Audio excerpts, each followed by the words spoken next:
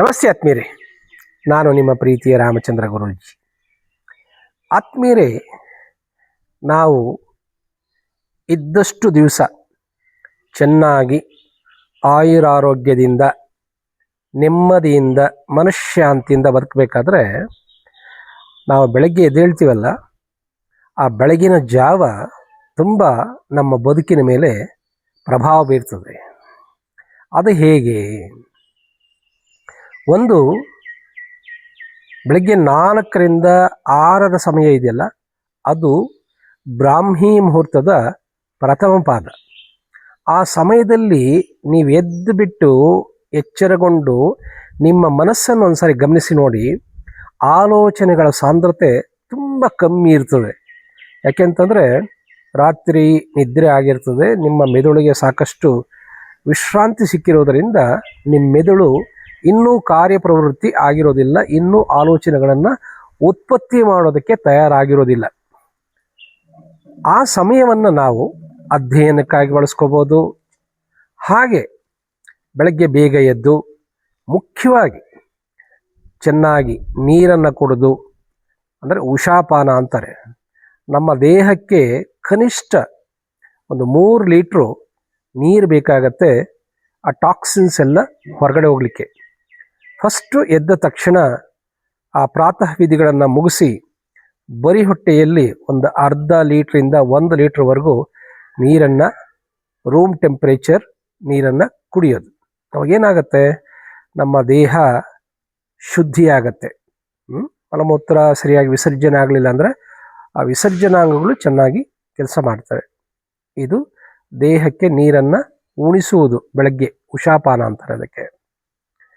ಎರಡನೇದು, ಸಾಧ್ಯವಾದಷ್ಟು morning walk, brisk walk.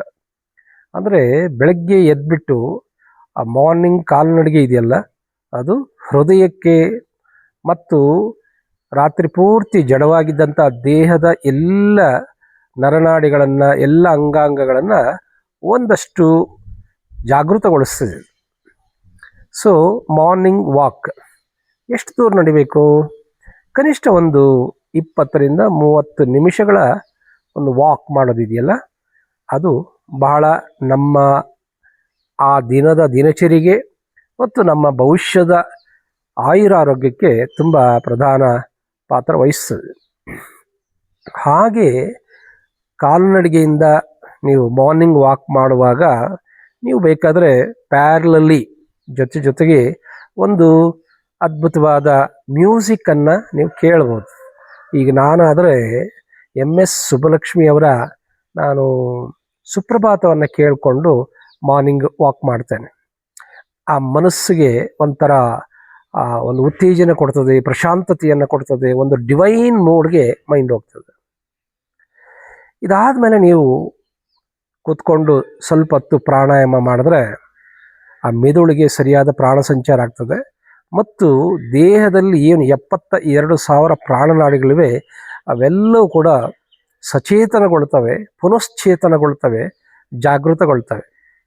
ನಮ್ಮ ಶರೀರ, ಭೌತಿಕ ಶರೀರದ ನಂತರ ಪ್ರಾಣಮಯ ಶರೀರ ಇದೆ, ನಂತರ ಮನೋನ್ಮಯ ಶರೀರ ಇದೆ, ಆ ನಂತರ ಭಾವನಾಮಯ ಅಥವಾ ವಿಜ್ಞಾನಮಯ ಶರೀರವಿದೆ, ಆ ನಂತರ ಕರ್ಮ ಶರೀರ ಅಥವಾ ಕಾರಣ ಶರೀರ ಇದೆ, ಅದರ ನಂತರ ವ್ಯೋಮ ಶರೀರ ಅಥವಾ ಆಸ್ಟ್ರಲ್ ಬಾಡಿ ಇದೆ, ಅದರ ನಂತರ ಬರ್ತಕ್ಕಂಥದ್ದೇ ನಮ್ಮ ಆತ್ಮಿಕ ಶರೀರ ಅಥವಾ ಸೋಲ್ ಬಾಡಿ. ಹೀಗೆ 7 ಶರೀರಗಳು ಕೂಡ ಪ್ರಾಣಾಯಾಮದಿಂದ ಸಚೇತನಗೊಳ್ತವೆ, ಪುನಶ್ಚೇತನಗೊಳ್ತವೆ. ಅವುಗಳೆಲ್ಲ ಒಂದು ಕಾರ್ಯಶೀಲವಾಗ್ತವೆ, ಅಂದರೆ ಕ್ರಿಯಾಶೀಲವಾಗ್ತವೆ, ಆ್ಯಕ್ಟಿವ್ ಆಗ್ತವೆ. ಒಂದು 15 ನಿಮಿಷ ಪ್ರಶಾಂತವಾಗಿ ವಾಕಿಂಗ್ ಆದಮೇಲೆ ನಾವು ನಾಡಿ ಶುದ್ಧಿ ಪ್ರಾಣಾಯಾಮದ ಜೊತೆಗೆ ಭಸ್ತ್ರಿಕಾದಿಗಳನ್ನು ನಾವು ಮಾಡ್ಬೋದು.